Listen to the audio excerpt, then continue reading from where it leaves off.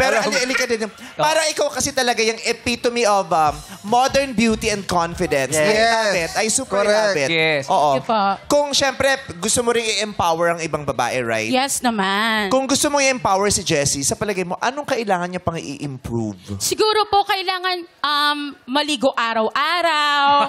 Alam mo yun? Mukha hindi ba siya- asin si Jessie? Aso kulang pa. Magpabango, gano'n, para magmukhang talagang attractive. Yung ayos ko ba? Yung okay aura naman po, sa'yo? kasi medyo kulang pa, sorry. Sorry. Ganun ba? Okay, noted. Saan ka nakukulangan kay Ate Jessie? Kulang pa yun? Kulang pa sa tangos. Tangos! Ng puso, yung ganito dapat. Kala ko nung ino. Huwag ilong. Kasi ito nung pinanganak to, kamukha si Thanos eh. Hindi si Thanos. Aray na naman! Laki ka mapanakit sa akin. Si Berta yan! Hirap mag-joke sa'yo. Berta yan! Panakit. Thanos! Oy, pero, sobrang bias mo, ha? Bakit? Feeling ko, ano mo to? Ano Bakit? yan? Oh, feeling ko, ano mo to? Ano yan? Ano? Nagpa-t-shirt ka pa.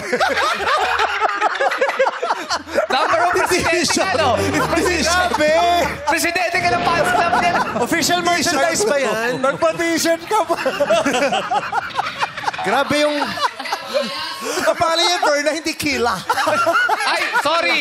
Hindi siya yan. Ano yan? Siya yan.